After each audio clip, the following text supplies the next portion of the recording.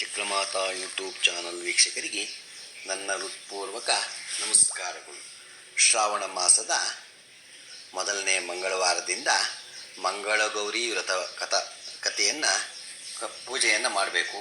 ಅದರ ಕಥೆಯನ್ನು ಇವಾಗ ಕೇಳಿಸ್ಕೊಳ್ಳಿ. ಪೂರ್ವಕಾಲದಲ್ಲಿ ದ್ರುಪದ ಪುತ್ರಿಯಾದ ದ್ರೌಪದಿಯು ತನ್ನ ಮನೆಯ ಕೆಲಸಗಳನ್ನು ಪತಿ ಶುಶ್ರೂಷೆಯನ್ನು ಮುಗಿಸಿಕೊಂಡವಳಾಗಿ ಸ್ವಸ್ಥ ಮನಸ್ಸಿನಿಂದ ಕೂಡಿ ಸಕಲ ಕಲಾಪ್ರವೀಣರಾದ ಸೂತ ಪುರಾಣಿಕರನ್ನು ಕಂಡು ಅವರಿಗೆ ಸಾಷ್ಟಾಂಗ ಪ್ರಣಾಮವನ್ನು ಮಾಡಿ, ಮಹನೀಯರೇ, ತಮ್ಮಿಂದ ನಾನು ಅನೇಕ ವ್ರತಗಳನ್ನು ಕೇಳಿದ್ದಾಯಿತು. ಈಗ ನಾನು ಮಂಗಳಕರವಾದ ಮಂಗಳಗೌರಿ ವ್ರತವನ್ನು ಮತ್ತು ಅದನ್ನಾಚರಿಸುವ ವಿಧಿಯನ್ನೂ ಕೇಳಲು ಅಪೇಕ್ಷಿಸುತ್ತಿರುವೆನು. ನನಗೆ ಈ ವ್ರತ ವಿಧಾನವನ್ನು ತಿಳಿಸಿ ಕೃತಾರ್ಥಳನ್ನಾಗಿ ಮಾಡಬೇಕೆಂದು ಪ್ರಾರ್ಥಿಸಿದಳು. ಆಗ ಸೂತ ಪುರಾಣಿಕರು ದ್ರೌಪದಿಯನ್ನು ಕುರಿತು ಹೇಳುತ್ತಾರೆ. ಕೇಳು ದ್ರುಪದ ನಂದಿನಿ, ನೀನು ಕೇಳುತ್ತಿರುವ ಈ ಮಂಗಳಗೌರಿ ವ್ರತವು ಉತ್ತಮೋತ್ತಮವೂ ಪುಣ್ಯ ಫಲಪ್ರದವೂ ಆದದ್ದು. ಈ ವ್ರತದಿಂದ ಪತಿಗೆ ಆಯುಸ್ಸು ವೃದ್ಧಿಯಾಗುತ್ತದೆ, ಕೀರ್ತಿಯೂ ಉಂಟಾಗುತ್ತದೆ. ಈ ರೀತಿಯಾದ ಮಂಗಳಗೌರಿ ವ್ರತವನ್ನು ಹಿಂದೆ ಷಣ್ಮುಖನು ನಂದೀಕೇಶ್ವರನಿಗೆ ಹೇಳಿದನು. ಅದನ್ನೇ ಈಗ ನಾನು ನಿನಗೆ ಹೇಳುತ್ತೇನೆ, ಕೇಳು. ಹಿಂದೆ ಕೃತಯುಗದಲ್ಲಿ ಧನಧಾನ್ಯ ಸಮೃದ್ಧಿಯಿಂದ ಕೂಡಿ ಈಶ್ವರಾರಾಧನೆಯನ್ನು ಮಾಡುತ್ತಲಿದ್ದ ಸುಮಂತನೆಂಬ ಒಬ್ಬನೊಬ್ಬ ಬ್ರಾಹ್ಮಣನಿದ್ದನು. ಕೆಲವು ದಿನಗಳನ್ನು ಕಳೆಯುತ್ತಿರುವಲ್ಲಿ ಒಂದು ದಿನ ಭಿಕ್ಷಾರ್ಥಿಯಾಗಿ ಒಬ್ಬ ಯೋಗಿನಿಯು ಅಲ್ಲಿಗೆ ಬಂದಳು. ಆ ಬ್ರಾಹ್ಮಣನಿಗೆ ಧನಮತಿ ಎಂಬ ಹೆಂಡತಿ ಇದ್ದಳು. ಭಿಕ್ಷವನ್ನು ಹಾಕುವುದಾಗಿ ಯೋಗಿನಿ ಅವಳಿಗೆ ಧನಮತಿಯು ಬಂದಳು. ಈಕೆಯ ಅಪುತ್ರವಂತಳೆಂದು ತಿಳಿದು ಆ ಯೋಗಿನಿಯು ಭಿಕ್ಷವನ್ನು ತೆಗೆದುಕೊಳ್ಳದೆ ಪಾತ್ರೆಯನ್ನು ಆಚೆಗೆ ಎಸೆದು ಹೊರಟು ಹೋದಳು. ಈ ವಿಚಾರವನ್ನು ಧನಮತಿಯು ತನ್ನ ಗಂಡನಿಗೆ ಹೇಳಿದಳು. ಸುಮಂತನಿಗೆ ಬಹಳ ವ್ಯಸನ ಉಂಟಾಗಿ ತನ್ನ ಹೆಂಡತಿಯೊಂದಿಗೆ ತಾನೂ ತಪಸ್ಸಿಗೆ ಹೋಗಿ ಬರುವನೆಂದು ತಿಳಿಸಿ ದೇವಾಲಯಕ್ಕೆ ಹೋಗಿ ಆತ ಮನಸ್ಕನಾಗಿ ಅನ್ನಾಹಾರಗಳನ್ನು ಬಿಟ್ಟು ಪ್ರಾಣಧಾರಣೆಯನ್ನು ಮಾಡಿಕೊಂಡು ಉಗ್ರತರವಾದ ಮನಸ್ಸಿನಿಂದ 21 ದಿನಗಳನ್ನು ಕಳೆದನು. ಪುತ್ರಾಪೇಕ್ಷೆಯಿಂದ ಕಷ್ಟಪಡುತ್ತಲಿರುವ ಈ ಬ್ರಾಹ್ಮಣನನ್ನು ನೋಡಿ ದೇವಿಯು ಕನಿಕರದಿಂದ ಸುಮಂತನಿಗೆ ಪ್ರತ್ಯಕ್ಷವಾಗಿ, ಅಯ್ಯ ಬ್ರಾಹ್ಮಣೋತ್ತಮನೇ, ನಿನಗೆ ಒಬ್ಬ ಮಗನಾಗುವಂತೆ ನಾನು ವರವನ್ನು ಕೊಟ್ಟಿರುತ್ತೇನೆ. ಅವನಿಗೆ 16 ವರ್ಷ ಮಾತ್ರ ಆಯಸ್ಸು. ಈ ದೇವಾಲಯದ ಮುಂದುಗಡೆ ಒಂದು ಮಾವಿನ ಮರವಿದೆ. ಅದರಲ್ಲಿ ಬಿಟ್ಟಿರತಕ್ಕ ಒಂದು ಮಣ್ಣನ್ನು ತೆಗೆದುಕೊಂಡು ಹೋಗಿ ನಿನ್ನ ಹೆಂಡತಿಗೆ ಕೊಡು. ಅದನ್ನು ತಿಂದಲ್ಲಿ ಆಕೆಗೆ ಒಂದು ಗಂಡು ಮಗುವೂ ಆಗುತ್ತದೆ ಎಂದು ಹೇಳಿ ಅಂತರ್ಧಾನನಾಗಲು ಸುಮಂತನು ಹಾಗೆಯೇ ಮಾಡಿದನು.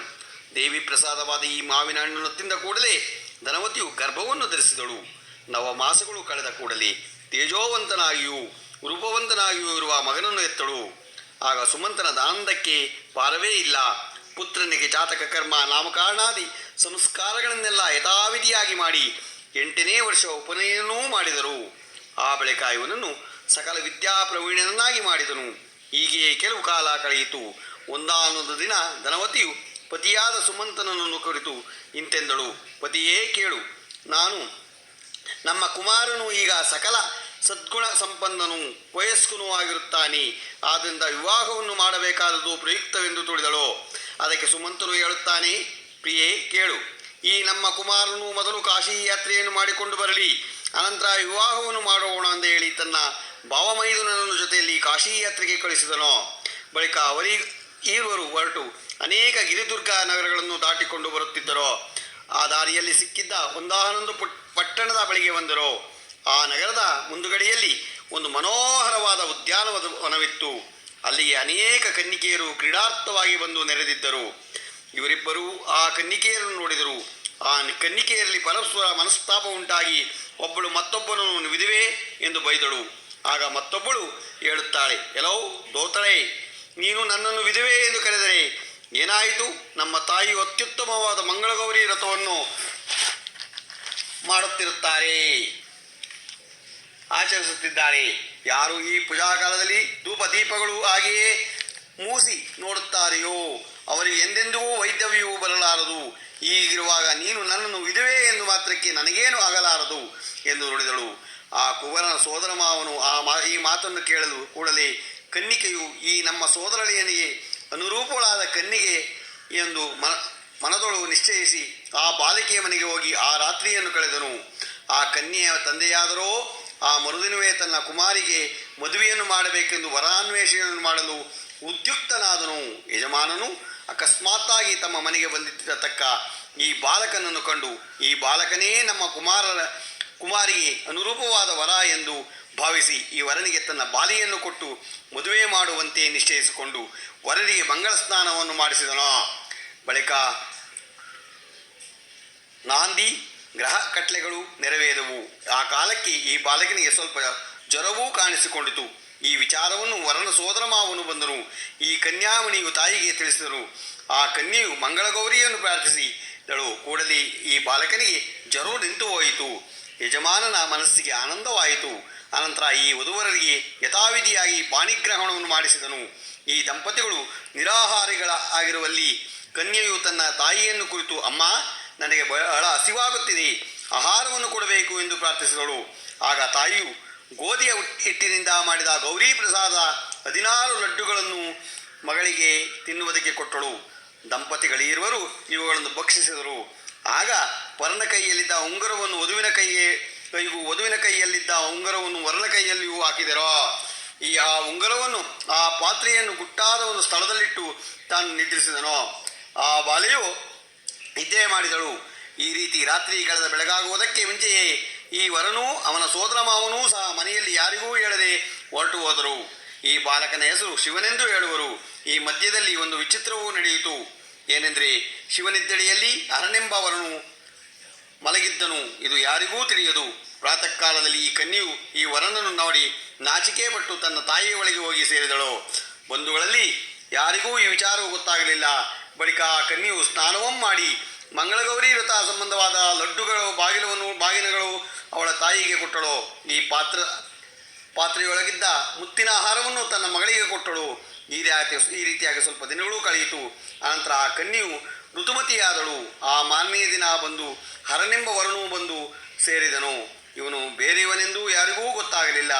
ಆಗ ಅವನ ತಾಯಿಯು ತನ್ನ ಮಗನನ್ನು ಕುರಿತು, ಕುವರಿಯೇ, ನಿನ್ನ ಪತಿಯು ಬಂದಿರುವನು, ಅವನೊಂದಿಗೆ ಹೋಗಿ ಸೇರಿ ಶಯನ ಸುಖವನ್ನು ಹೊಂದಬಹುದು ಎಂದಳು.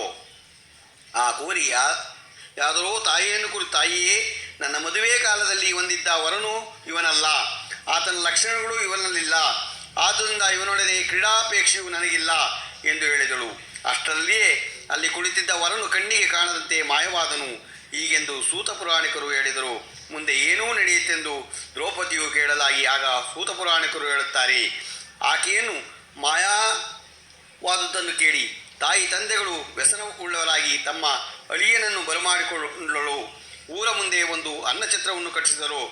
ಒಂದಾನೊಂದು ದಿನ ಆ ಕನ್ನಿಕೆಯು ತನ್ನ ತಾಯಿಯನ್ನು ಕುರಿತು ತಾನು ಮಂಗಳಗೌರಿ ವ್ರತವನ್ನು ಮಾಡಬೇಕೆಂದು ಹೇಳುತ್ತಾಳೆ. ಆಗ ತಾಯಿಯು ಈ ವ್ರತವ ವಿಧಿಯನ್ನು ಹೇಳಿತೊಡಗಿದಳು.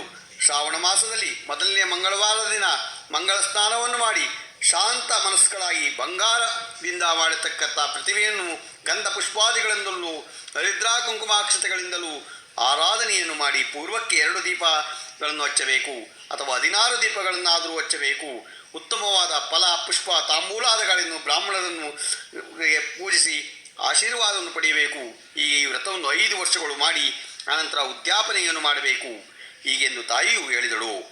ಆ ಕನ್ನಿಕೆಯಾದರೂ ಹಾಗೆಯೇ ಮಾಡುತ್ತಾ ಇಲ್ಲಿಗೆ ಯಾವ ಅತಿಥಿಗಳೂ ಬಂದರೂ ಅವರನ್ನು ಅನ್ನೋದಕಗಳಿಂದ ಸತ್ಕರಿಸುತ್ತಿದ್ದಳು.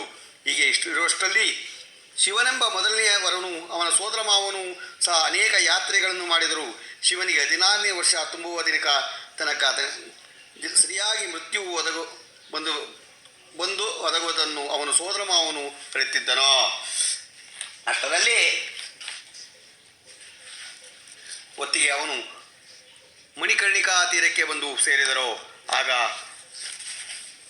ಗಂಗೆಯಲ್ಲಿ ನಿಂತು ಅನೇಕ ಭೂದಾನಗಳನ್ನು ಮಾಡಿದರು. ಇವರ ಸೋದರ ಮಾವನೂ ಕೂಡ ಇವನಿಗೆ ಮೃತ್ಯುಕಾಲ ಬಂತು ಎಂದು ದುಃಖಿಸುತ್ತಿದ್ದನು. ಆ ಕಾಲಕ್ಕೆ ಸರಿಯಾಗಿ ಪಾರ್ವತಿ ಪರಮೇಶ್ವರನು ದಿವ್ಯವಾದ ವೃಷಭವನ್ನೇರಿ ಕೋಟಿ ಸೂರ್ಯಪ್ರಕಾಶದಿಂದ ಬೆಳಗುತ್ತಾ ಆ ಬಾಲಕನ ಹತ್ತಿರ ಬಂದರು. ಆಗ ಭವಾನಿಯು ಪತಿಯನ್ನು ಪ್ರಾರ್ಥಿಸಿದಳು. ಲೋಕಬಂಧುವಾದ ಪರಮಾತ್ಮನನ್ನು, ಈ ಬಾಲಕನು ನನ್ನ ಭಕ್ತನು, ಈ ಬಾಲಕನ ಹೆಂಡತಿಯೂ ನನ್ನ ವ್ರತವನ್ನು ಅಂದರೆ ಮಂಗಳಗೌರಿ ವ್ರತಾಚರಣೆಯನ್ನು ಮಾಡಿ ನನ್ನನ್ನು ಮೆಚ್ಚಿಸಿದ್ದಾಳೆ. ಈ ಬಾಲಕನಿಗೆ ಬಂದಿರತಕ್ಕ ಮರಣದ ಕಾಲವನ್ನು ತಪ್ಪಿಸಿ ನನಗಾಗಿ ಇವನನ್ನು ಕಾಪಾಡಬೇಕೆಂದು ಕೇಳಿಕೊಂಡಳು. ಈಶ್ವರನು ಸಂತುಷ್ಟನಾಗಿ ಆಗಬಹುದು ಎಂದು ಅರಸಿದನು. ಈ ಕೂಡಲೇ ಬಾಲಕನು ನೀರಿನಿಂದ ಮೇಲೆದ್ದು ಮೆಲ್ಲನೆ ಬಂದು ಬಿಟ್ಟನು. ಇವನು ಶಿವನ ಸೋದರ ಮಾವನು ಕಂಡು ಸಂತೋಷದಿಂದ ಈ ಬಾಲಕನೊಂದಿಗೆ ತನ್ನ ಊರಿಗೆ ಪ್ರಯಾಣ ಮಾಡಿಕೊಂಡು ಬರುತ್ತಿದ್ದರು. ದಾರಿಯಲ್ಲಿ ಶಿವನಿಗೆ ಮದುವೆಯಾಗಿದ್ದ ಊರಿನ ಬಾಗಿಲ ಬಳಿ ಬಂದು ಸೇರಿದಂತೆ ಅಲ್ಲಿದ್ದ ಅನ್ನಸತ್ರಕ್ಕೆ ತಾವು ಅತಿಥಿಗಳಾಗಿ ಹೋದರು. ಈ ಕನ್ಯೆಯ ಊಟಕ್ಕೆ ಬಡಿಸುತ್ತಿದ್ದಳೋ. ಈಕೆಯು ಕೈಯಲ್ಲಿಟ್ಟುಕೊಂಡಿದ್ದ ಉಂಗುರವನ್ನು ನೋಡಿ ಕೂಡಲೇ ಇವಳು ತನ್ನ ಹೆಂಡತಿ ಎಂದು ಶಿವಸ್ವಾಮಿಗೆ ಗೊತ್ತಾಯಿತು. ಕನ್ನಿಕೆಯು ಕೂಡಲೇ ತನ್ನ ತಾಯಿಯ ಬಳಿಗೆ ತಡ ಮಾಡದೆ ಹೋಗಿ ನಡೆದ ವೃತ್ತಾಂತವನ್ನೆಲ್ಲ ತಿಳಿಸಿ, ಈತನೇ ತನ್ನ ಪತಿಯೆಂದು, ಈತನಿಗೆ ಮರಣಕಾಲದಲ್ಲಿ ಪ್ರಾಪ್ತವಾಗಿತ್ತೆಂದು, ತಾನು ಆಚರಿಸಿದ ಮಂಗಳಗೌರಿ ವ್ರತದಿಂದ ಪಾರ್ವತಿ ಪರಮೇಶ್ವರರು ಪ್ರಸನ್ನರಾಗಿ ಬಂದು ಇವನಿಗೆ ದೀರ್ಘಾಯುಸ್ಸನ್ನು ಕೊಟ್ಟು ಕಾಪಾಡಿದರೆಂದು ಹೇಳಿದಳು. ಸುಮಂತನಾದರೂ ಈ ಸುದ್ದಿಯನ್ನು ಕೇಳಿ ಆನಂದ ಪರವಶನಾಗಿ ನೀನು ಯಾರೆಂದು ಗುರುತನ್ನೂ ತೋರಿಸಬೇಕೆಂದು ಹೇಳಲು, ಹಾಗೆಯೇ ಆಗಲೆಂದು ಈ ಬಾಲಕನು ತನಗೆ ತಾನು ರಹಸ್ಯ ಸ್ಥಳದಲ್ಲಿ ಇಟ್ಟಿದ್ದ ಉಂಗುರವನ್ನು ತಾನು ತಂತೋರಿಸಿದನು. ಇವನೇ ತಮ್ಮ ಅಳಿಯನೆಂದು ಗೊತ್ತಾದ ಬಳಿಕ ಅತ್ಯಂತ ಸಂತೋಷದಿಂದ ಅಳಿಯನನ್ನು ಆವರಿಸಿ ಆತನನ್ನು ಸೋದರ ಮಾವನನ್ನು ಮರ್ಯಾದೆಯಿಂದ ಕಂಡು ಅನೇಕ ಉಡುಗೊರೆಗಳನ್ನು ಸತ್ಕರಿಸಿದರು. ಬಳಿಕ ಶುಭ ಮುಹೂರ್ತದಲ್ಲಿ ಮಗಳನ್ನು, ಅಳಿಯನನ್ನು, ಅವನ ಸೋದರ ಮಾವನನ್ನು ಪ್ರಯಾಣ ಮಾಡಿಸಿದರು. ಈ ಮೂವರು ಬಹಳ ಸಂತೋಷದಿಂದ ತಮ್ಮ ಪಟ್ಟಣಕ್ಕೆ ಒಂದು ಸೇರಿದರು. ಪಟ್ಟಣದ ಜನರಿಗೆಲ್ಲ ಇವರನ್ನು ನೋಡಿದ ಕೂಡಲೇ ಪರಮಾನಂದವಾಯಿತು. ಬಳಿಕ ತಂದೆಯ ಸುಮಂತನು ಈ ಮೂವರು ಯೋಗಕ್ಷೇಮವನ್ನು, ಇವರ ವರ್ತಮಾನವನ್ನೂ ಕೇಳಿ ಸಂತೋಷದಿಂದ ಮನೆಗೆ ಕರೆದುಕೊಂಡು ಹೋದರು. ಮಗನಾದ ಶಿವಸ್ವಾಮಿಯು ಮರಣದಿಂದ ಬಿಡುಗಡೆಯನ್ನು ಹೊಂದಿ ದೀರ್ಘಾಯುಷ್ಯನ್ನು ಪಡೆದನು. ನೂರೂಪಳಾದ ಕನ್ಯಾಗಮಣಿಯನ್ನು ವರಿಸಿ ಕ್ಷೇಮವಾಗಿ ಊರನ್ನು ಸೇರುವುದರಿಂದ ತಾಯಿಯಾದ ಧನುಮತಿಗೆ, ತಂದೆಯಾದ ಸುಮಂತನಿಗೂ ಬಹಳ ಸಂತೋಷವನ್ನು ಉಂಟಾಯಿತು. ಸೂತ ಪುರಾಣಿಕರು ದ್ರೌಪದಿಗೆ ಹೇಳಿದರು. ಇದನ್ನು ಕೇಳಿದ ಮೇಲೆ ದ್ರೌಪದಿಯು ಕೂಡ ಭಕ್ತಿಯಿಂದ ಈ ವ್ರತವನ್ನು ಆಚರಿಸಿದಳು. ಕೇಳು ದ್ರೌಪದಿಯೇ, ಇಹದಲ್ಲಿ ಯಾರು ಈ ವ್ರತವನ್ನು ಭಕ್ತಿಯಿಂದ ಮಾಡಿ ಕಥೆಯನ್ನು ಕೇಳುತ್ತಾರೆಯೋ ಅವರಿಗೆ ಧನ ಧಾನ್ಯ ಸಂಪತ್ತುಗಳು ಉಂಟು ಆಗುವುದಲ್ಲದೆ ದೀರ್ಘ ಸೌಮಂಗಲ್ಯವು ಸಿದ್ಧಿಸಿ ಪುತ್ರ ಪೌತ್ರ ಬಂಧು ವರ್ಗಗಳಿಂದ ಕೂಡಿ ಸುಖವಾಗಿರುತ್ತಾರೆಂದು ಭವಿಷ್ಯೋತ್ತರ ಪುರಾಣಕ್ಕೆ ಸೇರಿದ ಸ್ಕಂದನಂದಿ ಸಂವಾದ ಶ್ರಾವಣ ಮಂಗಳಗೌರಿ ವ್ರತಕತೆ ಇಲ್ಲಿಗೆ ಸಂಪೂರ್ಣ ಆಗತ್ತೆ. ಇದನ್ನು ಯಾರು ಕೇಳ್ತಾರೋ, ಯಾರು ಇದನ್ನು ಪೂಜೆ ಮಾಡ್ತಾರೋ ಎಲ್ಲರಿಗೂ ಒಳ್ಳೆಯದಾಗಲಿ ಅಂತ ನಮ್ಮ ಹೆಬ್ಬಳಲು ಶ್ರೀ ಚಕ್ರಮಾತಾ ಯೂಟ್ಯೂಬ್ ಚಾನಲ್ ಕೇಳ್ಕೊಳ್ಳುತ್ತೆ. ನಮ್ಮ ಹೆಬ್ಬಳಲು ಶ್ರೀ ಚಕ್ರಮಾತಾ ಯೂಟ್ಯೂಬ್ ಚಾನಲ್ ಯಾರು ಸಬ್ಸ್ಕ್ರೈಬ್ ಆಗಿಲ್ವೋ ದಯಮಾಡಿ ಸಬ್ಸ್ಕ್ರೈಬ್ ಆಗಿ, ಲೈಕ್ ಕೊಡಿ. ಇದು ನಿಮ್ಮದೇ ಚಾನಲ್ ಆಗಿದ್ದರಿಂದ ನಮ್ಮ ಲಿಂಕನ್ನು ಬೇರೆ ಗ್ರೂಪ್ಗಳಿಗೆ ಫಾರ್ವರ್ಡ್ ಮಾಡಿ. ಈ ಕತೆ ಎಲ್ಲರೂ ಕೇಳಿ ದೇವರು ನಿಮಗೆ ಆಯುಸ್ಸು, ಆರೋಗ್ಯ, ಐಶ್ವರ್ಯ ಎಲ್ಲ ಕೊಟ್ಟು ಕಾಪಾಡಿ ಅಂತ ನಾನು ಕೇಳ್ಕೊತೀನಿ. ನಮಸ್ಕಾರಗಳು.